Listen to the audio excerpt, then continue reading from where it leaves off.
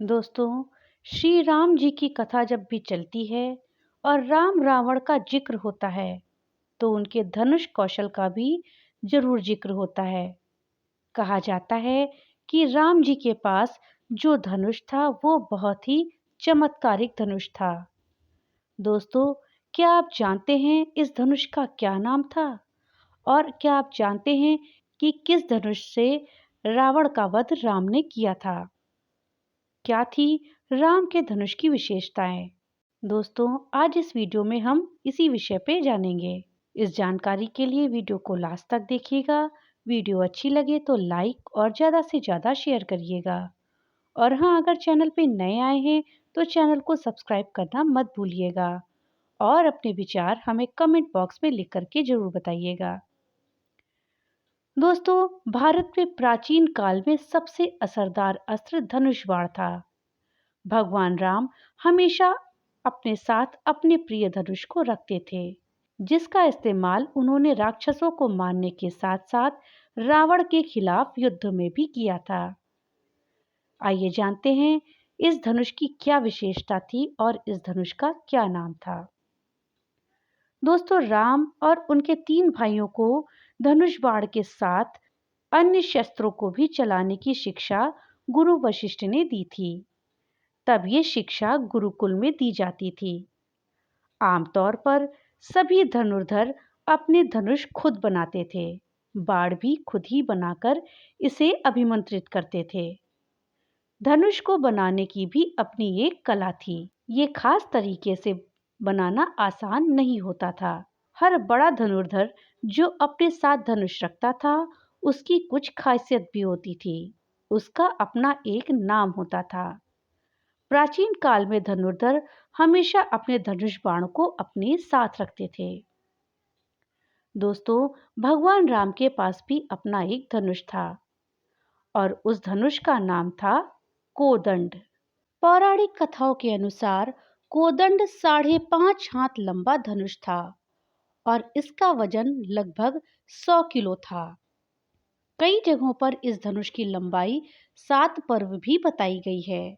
इस धनुष को देवता धनुष भी कहा जाता था, क्योंकि इसे जब भी छोड़ा जाता था तो ये कभी विफल नहीं होता था। ये बहुत ही प्रसिद्ध धनुष था, इसलिए श्री राम को कोदंड भी कहा जाता है। भगवान राम का एक नाम कोदंड भी है। कोदंड का अर्थ होता है बांस से बना हुआ। ये एक चमत्कारिक धनुष था। इसे इस तरह से अभिमंत्रित किया गया था कि इसे हर कोई धारण नहीं कर सकता था। दोस्तों, कोदंड एक ऐसा धनुष था जिसका छोड़ा गया बाण लक्ष्य को भेद कर ही वापस आता था। पौराणिक कथा के अनुसार एक बार की बात है कि देवराज इंद्र के पुत्र जयंत ने श्री राम की शक्ति को चुनौती देने के लिए अहंकार वश कौवे का रूप धारण कर लिया। ये कौवा सीता जी को पैरों में चोंच मारकर खून बहाकर भागने लगा। इसके बाद जब इस कौवे को मारने के लिए रामचंद्र जी ने धनुष पर तीर चढ़ाकर छोड़ा तो इंद्र का बेटा जयंत डर गया। उसे जब कोई भी नहीं बचा पाया तो वो वापस श्री राम जी की शरण में ही गया और माफी मांगने लगा। राम ने उसे माफ कर दिया। श्री राम को सर्वश्रेष्ठ धनुर्धर माना जाता है। हालांकि उन्होंने अपने धनुष और बाण का उपयोग बहुत ही मुश्किल वक्त में ही किया था।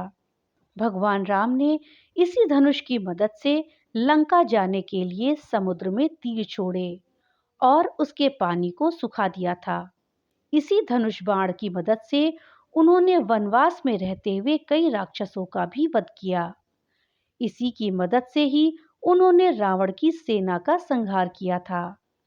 राम अपने समय के जाने माने धनुर्धर थे। उनका धनुष उनके अलावा और कोई भी छू भी नहीं सकता था। दोस्तों, अब आइए जानते हैं कि भगवान राम ने किस दिव्यास्त्र से रावण का वध किया था।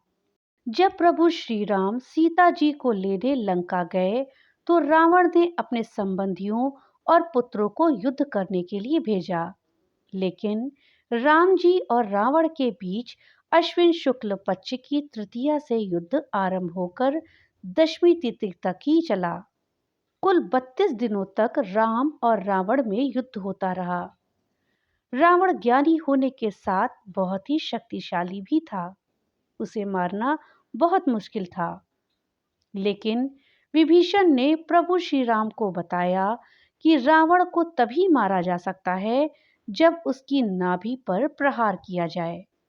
साथ ही विभीषण ने एक विशेष अस्त्र के बारे में भी बताया जिससे रावण को मारा जा सकता है। उसके बिना रावण को मारना असंभव था। रावण और राम जी के मध्य चल रहे युद्ध में दो प्रकार के धनुष का जिक्र मिलता है दोस्तों। एक जो प्रभु श्री राम का धनुष था जिसे वो सदैव धारण करते थे, जिसे कि कोदंड कहा जाता है, जो कि बहुत ही अलौकिक था और प्रभु श्री राम ही इसको धारण कर सकते थे। प्रभु श्री राम के धनुष से निकला हुआ तीर हमेशा अपने लक्ष्य को भेद कर ही वापस आता था। लेकिन राम जी सदैव अपने धनुष का उपयोग तभी करते थे जब बहुत आवश्यक हो। परंतु रावण का वध इस धनुष से नहीं किया गया था। रावण के वध के लिए एक विशेष धनुष की आवश्यकता थी। जब प्रभु श्री राम और रावण के बीच युद्ध होने लगा और रावण पर किसी अस्त्र का प्रभाव नहीं हो रहा था, तो रावण को मारना मुश्किल हो रहा था। तब विभीषण ने प्रभु श्री राम को बताया कि रावण को मारने के लिए एक विशेष अस्त्र की आवश्यकता है, नहीं तो यह युद्ध ऐसे ही चलता रहेगा। ये अस्त्र ब्रह्मा जी ने रावण को प्रदान किया है, जिसे महारानी मंदोदरी के कक्ष में छिपाया गया है। लेकिन अब यह समस्या थी कि उस अस्त्र को प्राप्त कैसे किया जाए।